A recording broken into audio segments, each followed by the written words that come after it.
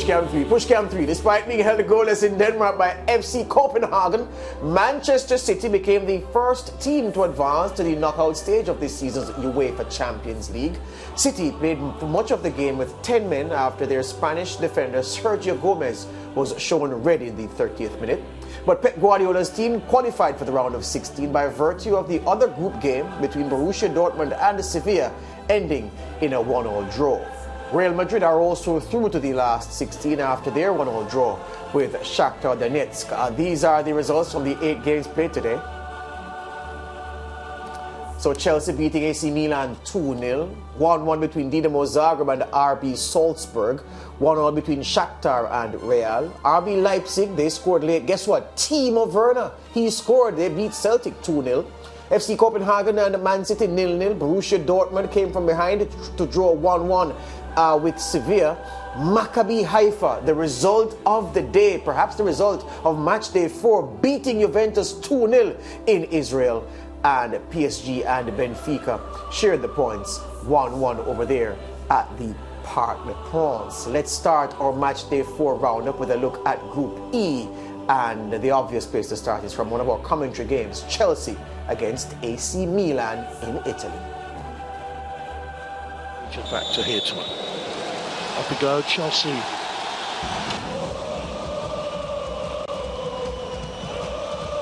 James sees the run of Mason Mount. He's got in behind here, and a penalty is given. He was being dragged back, couldn't get the shot away. A red card also. 1-0 Chelsea. That will come from Reece James. Superb ball, real good way to pass. You can see it's a definite penalty, but I'm just not sure about the sending off, JP. I think it's really harsh. Yeah, Hernandez. Tonali. That's been awkwardly towards Giroud, and that was the chance for an early equaliser. Aubameyang, Kovacic in support. Through the eye of a needle. Sterling leaves it, Aubameyang doesn't, he buries it, and Chelsea are 2-0 up with 33 minutes gone. Yeah, again, you can see it, move it quickly. Aubameyang starts it off, Kovacic then plays it in there. It's a lovely, quick ball from Mount.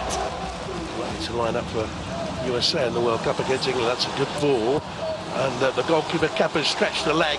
It's a brilliant recovering challenge, I think.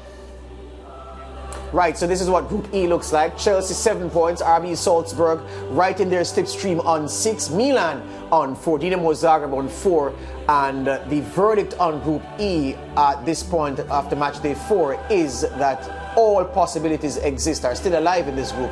Each of the 4 teams can be confident that they have a chance of making the round of 16. It is not over yet, as in the words of a former Jamaican Prime Minister. We're joined by Barbados international Nick Blackman to discuss the day's action. Nick, welcome back to the program. Good to have you here. Thank you. Good evening. All right, Nick, before we go into the discussion, I just want to put something out there for the benefit of the viewers, because it is going to be important to the discussion we're going to have about Chelsea-Milan, that red card to Fikayo Tomori.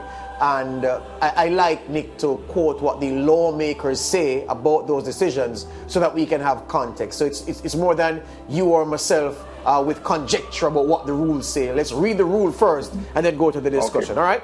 So here it goes.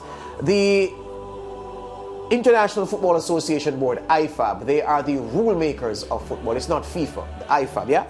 They've said that where a goal scoring opportunity is denied, it says where a player commits an offense against an opponent within their own penalty area, as in Tomori fouling Mason Mount in the AC Milan penalty area. They say where that happens and the opponent is denied an obvious goal-scoring opportunity and the referee awards a penalty kick, the offender is cautioned, meaning the offender is yellow carded, if the offense was an attempt to play the ball.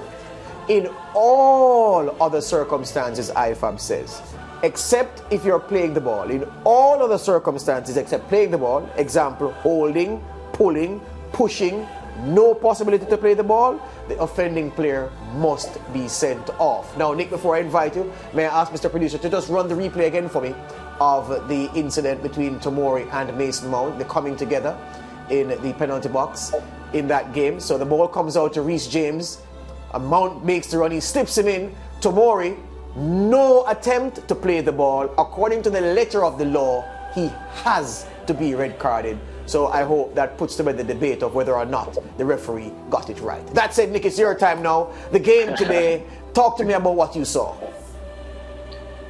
First of all, as you said, I think it was a fantastic ball from Reece James there. And obviously, Tomori's on the wrong side of the play. Mason Mount has made a fantastic running behind. And obviously, Tomori's a lot quicker than Mount, so maybe he's thinking it's not a threat. But he's pulling at him. And as you said, you've just read the letter of the law out. And anywhere on that pitch, it would have been a foul. But in the penalty area, it seems extremely soft. But by the letter of the law, it is a penalty. And unfortunately for Tomori, it is a red card as well. Question for you. I was asking this of my analysts earlier today, Nick. Of course, you're going to join that group very soon. But I was asking my analyst. I had a former, a World Cup veteran, Brent Sancho, former international for TNT, and a professional in Europe and in the United States, and a rising coach in Jamaica, Dutchman Eric Rademakers. I asked both of them if they thought it was a tackle Tomori had to make. What say you? Oh, great question. I think Tomori's he's panicked because he's found himself on the wrong side of play. I think the goalkeeper has actually come out and made the gap for Mason Mount to actually shoot on very small. So I think it's panic stations. Tomori's found himself on the wrong side, and maybe with a little bit more experience, as he's still such a young player, has already experienced a lot, but he's very, very inexperienced in terms of age-wise. So I think it's something that as he matures as a centre-back, he'll know the timing of when and where is his last ditch. Yeah, and you made the point about Tomori being quicker over ground than Mason Mount, but it's not just about being quicker than, it's the decisiveness of the move, and Mount's, the direction he ran in, and the sudden burst of pace. Tomori suddenly found himself with a deficit to make up, and as you say, I'm agreeing with you. I think he panicked and went to engage that way rather than trying to use another means of getting to the ball. Yeah, exactly. And as you said, Tomori he's a lot quicker than Mount, but you can see it doesn't matter if your legs are quick. It's also in the brain as well, and that is one thing where Mason Mount excels. He's not the quickest over the first 5 or 10 yards, but in his brain is lightning sharp, and he's managed to beat a faster player to the ball and obviously get his former teammate sent off. Right, and Nick, do you think that, Tomori's red card affected the overall confidence among the AC Milan players and it resulted in the scoreline that we saw? Yeah, most definitely. I think up until that point, it was a fairly even game. Chelsea were very professional about it. They went about their business quietly. AC Milan, on the other hand, had a massive opportunity with Olivier Giroud to get back in the game and obviously score against his former club. And also they've got a very exciting winger called Rafael Leao, who plays out on the left wing. He's done extremely well this season, and his name is talked about all over Europe. And unfortunately, with the sending off, he wasn't quite able to put the stamp on this game. Yeah, and Chelsea has to be commended, of course, their coach, Graham Potter, just getting into the side, and of course he has 4 out of 5 wins already, and also Pierre-Emerick Aubameyang, getting into the Chelsea side and adding to the chemistry and of course to the goals. Yeah, most definitely, as you've just stated, the facts of the Chelsea winning now, and they're starting to pick up a bit of form, and I don't think that is any coincidence in terms of now Aubameyang is now on the score sheet for the 3rd time in 3 games. So I think he's going to be a massive player. He kind of sums up everything at this moment that Chelsea stand for in terms of their togetherness, and you see there's a happy, vibrant camp, and that is everything that Pierre-Emerick Aubameyang has been throughout his Arsenal career as we've known him. Yeah, the only disappointing thing for Chelsea during today's match, Reece James limping off. Should we be concerned? I think it's a massive concern for Chelsea and for England, obviously, with Trent Alexander-Arnold going off the other night. Obviously, we were talking this time last week about who's gonna play and start for England at the World Cup, and it's looking like who's going to be fit for England at the World Cup at this moment in time. So only time will tell.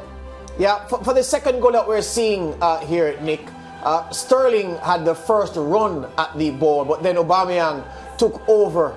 I mean, I can imagine him missing this and people saying he should have left it for Sterling. But a senior striker with a European pedigree that's better than Raheem Sterling's, did you imagine in that situation, he shouted at Raheem Sterling to leave the shot for me?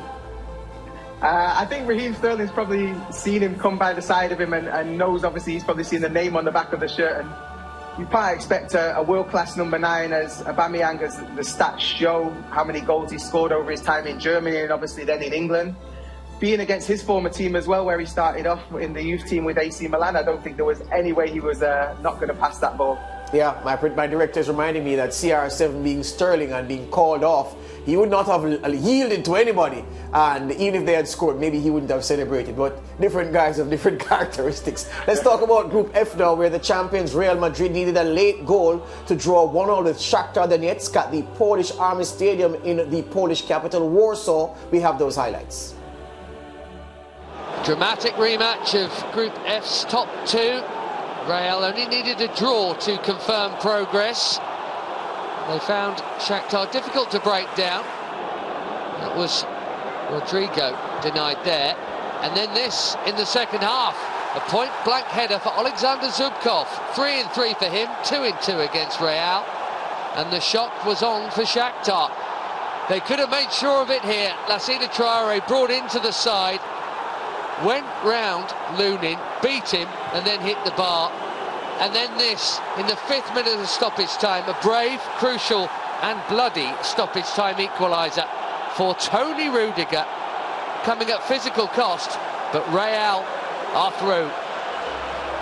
Yeah, talk about putting your body on the line. A scare for Real Madrid today, Nick, but in the end they got there by virtue of what you just saw from Antonio Rudiger.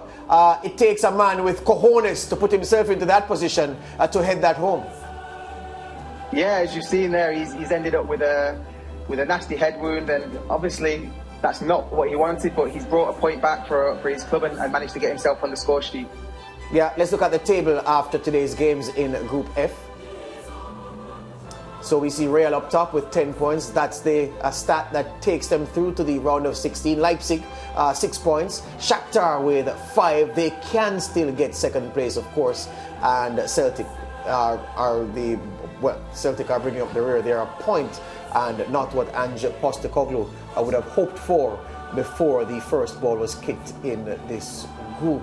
Nick, the Real Madrid performance today, there will be criticism of it in Spain because that's what the Spanish papers do. They criticize the big teams when even if they play well, even if they win and don't play well, they get criticized, least of all when they don't win. Some big players left out by Ancelotti today. Of course, he's trying to give players a break, trying to integrate other players into the team. But it was still a team on paper to start that you felt would have had too much for Shakhtar, but it didn't prove to be just that. Yeah, most definitely. As any Real Madrid starting 11, you would expect it to be strong, and you would expect it to compete with whoever they're fielded against. For me, the whole performance was kind of summed up by Eden Hazard, somebody who's not got many minutes. He's not really into the rhythm of how he's playing, and he was dragged after or just before the hour mark, should I say. And I think that kind of typified things of Real Madrid this evening. They huffed and they puffed, and they just about managed to get the point in the end of the day. Yeah, you mentioned Eden Hazard, and I wanted to ask you, do you get the sense that at this level that his best days are behind him? We know of his struggles with injuries at Real Madrid, and he's really not hit the heights that we expected of him coming over from Chelsea. Do you get the sense that as an elite player in Europe, a difference maker as he was, that Eden Hazard doesn't exist anymore? I think that's a question that we would have to take into consideration in terms of the fact that Real Madrid is based a lot on a formation and a style of play.